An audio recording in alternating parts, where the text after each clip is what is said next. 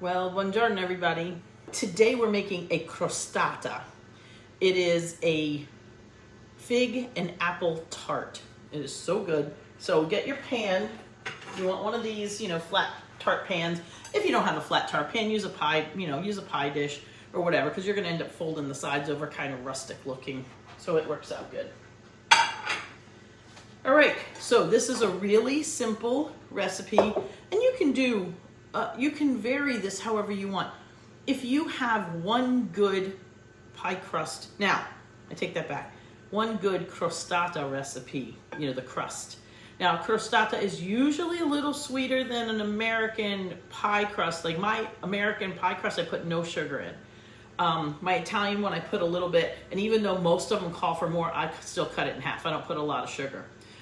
If you want it a little sweeter, it's what you put inside that makes the difference. So right now, we're going to start with 200 grams of flour. That is about 1.5 cups of flour. These have measured things on them, isn't that cool? But 200 grams of regular flour. Now, I'm going to put in 50 grams, but I'm actually putting in a little more. I'm putting 60 grams of almond flour because I've cut the sugar, so I got a little room to wiggle. So I'm going to put a little extra almond in. And I'm only putting in 75 grams of sugar. A lot of these recipes call for 150, so this is only like 1/3 of a cup. All right? So I'm just going to mix these things together here. Make sure there's no lumps. Now I use organic sugar, that's why it looked a little brown. So anytime I do anything, and I've done these with like white whole wheat flour, or even take out half a cup of the white and put a little bit of whole wheat in. It's a little heavier and it's a little darker, but it's still very tasty. It gives it a nice, especially when you're doing stuff that has nuts in it, has a little nuttier flavor.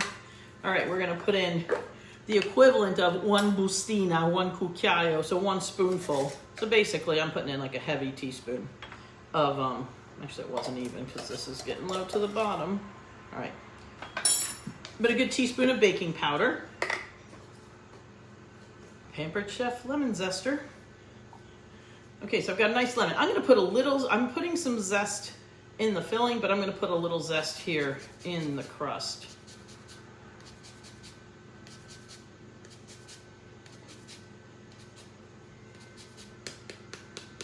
And if you wanted to squeeze like a little lemon juice in it or something, that'd be fine too. It gives it a little more.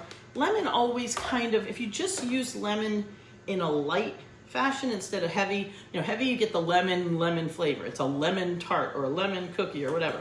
But if you just put a little bit, it's almost like, it's like a salt. Salts kind of enhance flavors. I swear the lemon, kind of like vanilla, enhances the flavor of whatever you're using. All right, so now I've got all our dry stuff mixed together. We're gonna throw in 2 eggs. So I'm gonna use one of my little bowls here to break my eggs into so I don't get no shell. We don't want any shell. 1.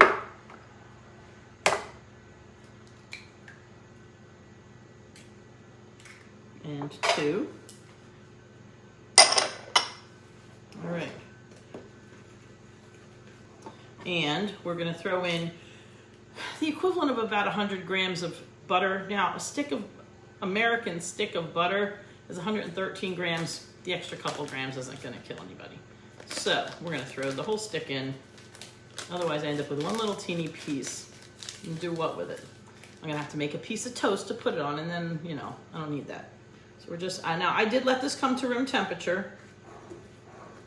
So I'm just going to start mushing it down here a little, then I'm gonna get my hands in here and get it nice and dirty. Okay, gonna get my hands in here now that I've got the egg and the butter mostly broken down and mixed up here.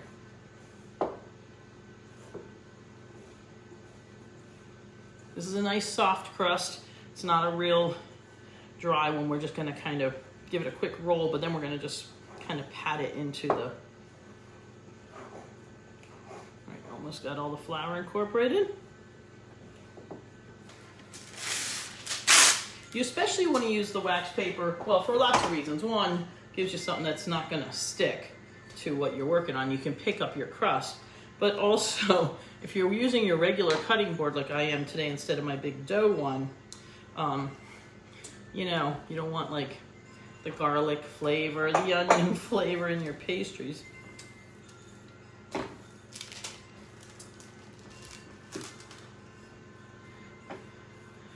So we're just gonna like flatten this down a little bit.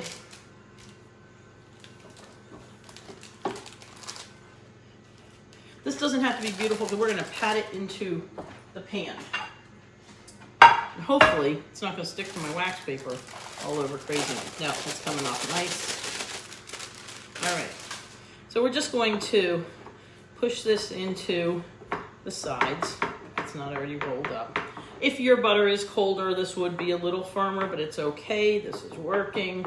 While I'm getting everything else ready, I'll stick this in the refrigerator for a couple of minutes. So we're just pushing this over to the sides. We don't want it too thick. We want a little bit to have extra on the top so we can kind of fold it over. And if you don't fold over the sides, that's okay too. You can just pull the sides up. All right, here we go.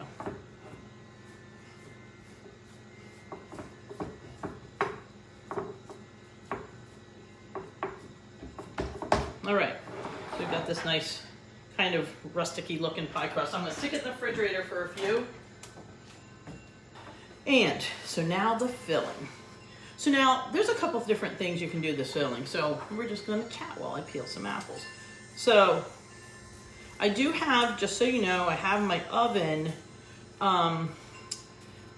preheated on either 200 Celsius or I have it on 375 Fahrenheit. So whatever kind of oven you have, whatever country you're in, you know what to put it on.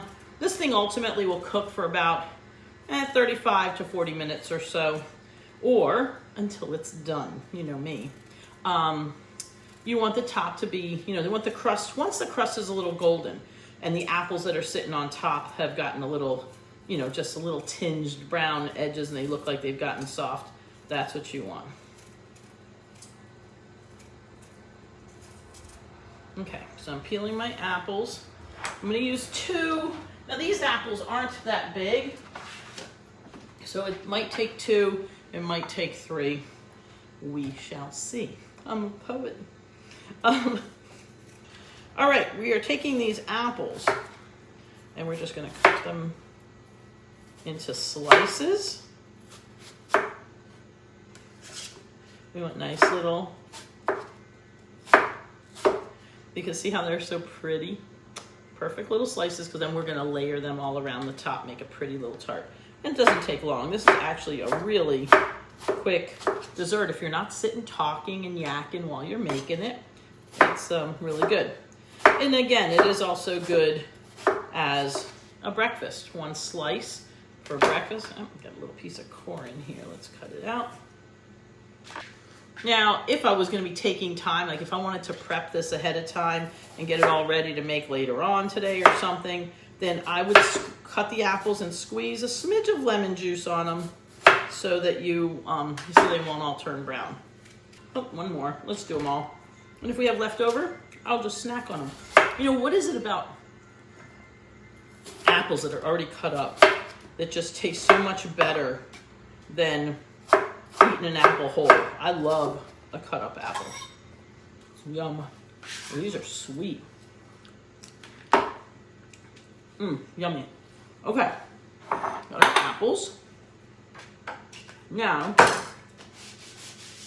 these are the options. All right, first of all, here's my fig jam.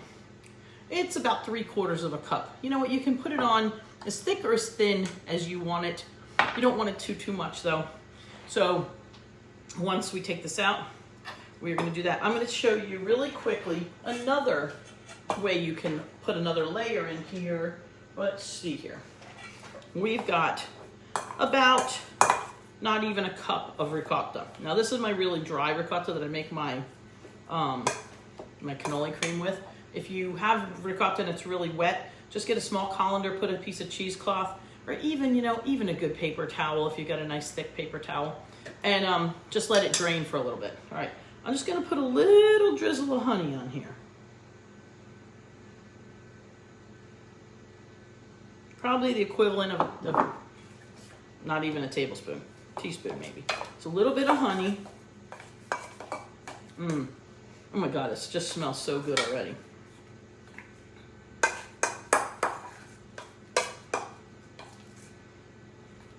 If it's too thick, you can add one teaspoon of milk, but honestly, this is nice. It's going to spread nice. So you can do that. Let me taste it first.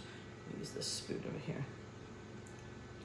You know what? I'm gonna put oh God, that's perfect. But just because I'm using it as a dessert today. Literally another demi-tasse spoon worth of honey, like the size of a dime. And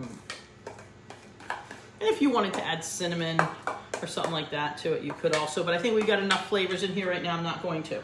So these are other fillings for this tart. And then the last thing, and again, this is optional, because if you got somebody with a nut allergy, you don't want to do this. I'm just going to take a few nuts.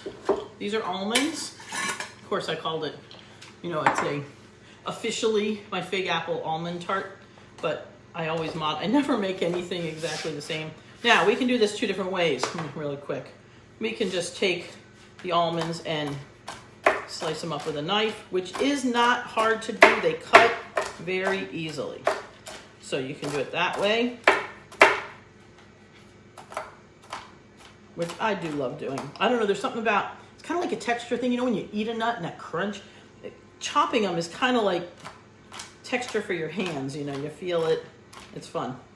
Oh, and you can smell the almonds. Love nice fresh almonds. All right, so you can do it that way, or if you have a Pampered Chef chopper, which I love, which is also fun to do.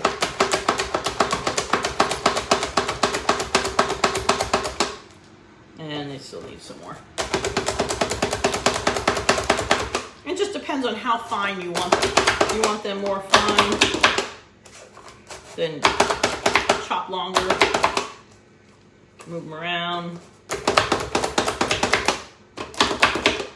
Okay, and now we have some nice almond. Some are bigger, some are smaller, any which way you want to do it. So now we've got these nice almond yummies. Just in those few minutes, this is already firmed up some. Okay, so I'm going to just push it up a little bit more. Definitely, even just that little bit makes a difference. Go into the corner, go into the base there and push up, because then we have something to fold over. All right, here we go. So if you want to do, so you know what I'm going to do? I think I'm going to do half and half. So I'm going to put a little bit of this ricotta on the bottom of half of it. Let's see. And so it's a sweetened ricotta, so kind of like, like a cheesecakey kind of thing.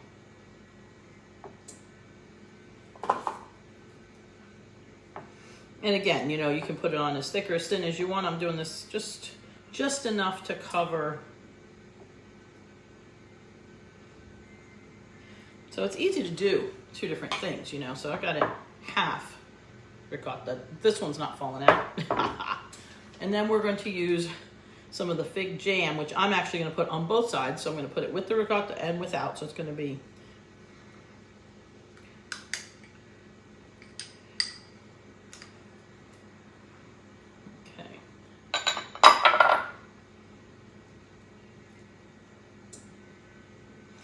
so if you have somebody that can't have, lactose or cheese or whatever, then just make it without. If you have some, if you want to do it both ways or do it half and half like this, just make sure you don't cross-contaminate your sides.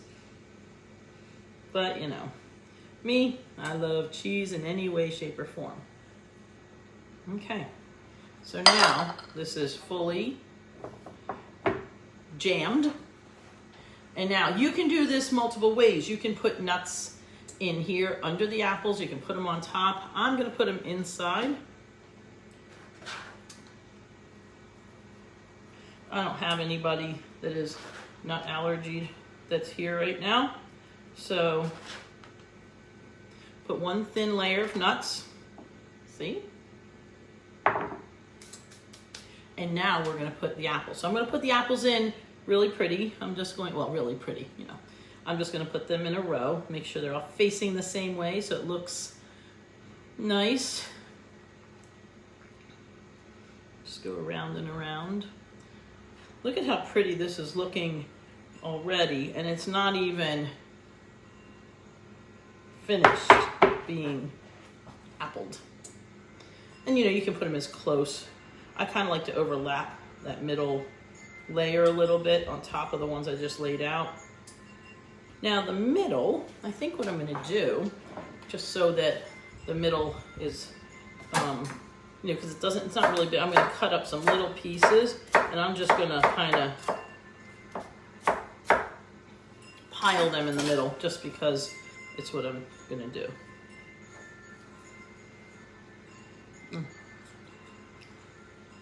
And then sprinkle a few more almonds here in the middle on top. It looks so pretty. You know, you could just sprinkle a few more on top if you want, just for like that little. And if you want, you can, you know, if you want to drizzle a little honey on the top, I'm just gonna put a little in the middle, just to show you things you can do if you wanna.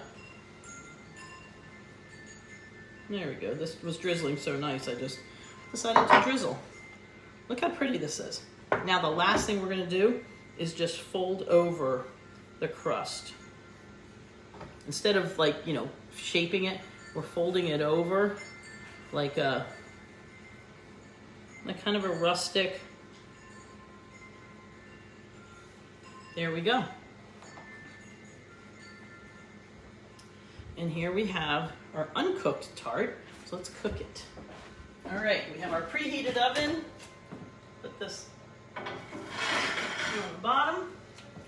And let's see what happens with that next.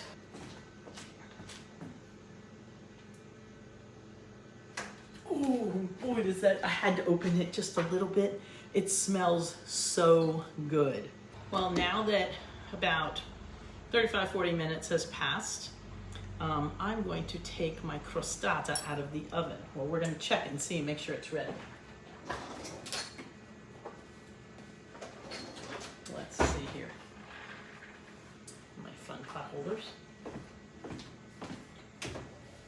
Oh, this smells so good.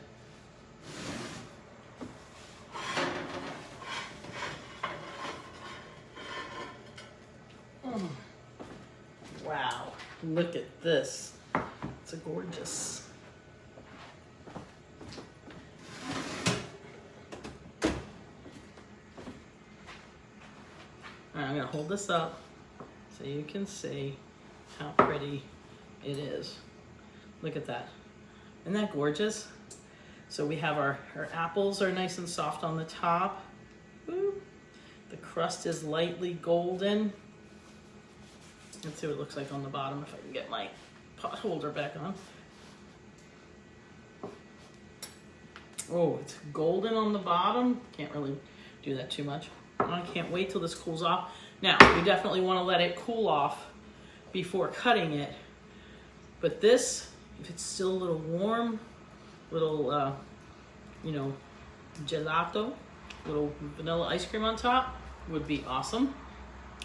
Just as it is. This would also make, like I said, especially the side with the ricotta in it, make a nice, you know, nice breakfast with a nice cappuccino. Oof. Now, the other thing I want to tell you, I tasted, there was a little piece of crust, you know, the dough. The sugar that I cut in half from the original recipe that I had found that I'd already tweaked, literally, that did not need more sugar. It is picking at it. Little teeny piece there. Just has a hint. Oh God, that's good. Just a hint of sweetness. You know, so I would say a quarter, 75 grams. I don't know, was that half? Not even. I would even say you could go down to a little bit less. I will write it out for you. We're going to continue cooking. We're going to continue cooking with purpose to get us to the table and to stay there longer. It's a lot of fun. and it makes life so much more enjoyable. But I will see you guys soon. I hope you enjoyed seeing my tart. So please, please like my page here. Please, please share my page, share my videos, share my YouTube channel, subscribe to my YouTube channel, follow my Instagram and all that stuff. It's the only way we're getting the back to the table movement out there. We are reviving the Rosato effect, and we want to succeed. We want the entire country to know what that is. So you guys are my first line of help getting the word out there. So please share my stuff, because this is not about me. This is about all of us together working to make this world a better place, one table at a time. Ciao.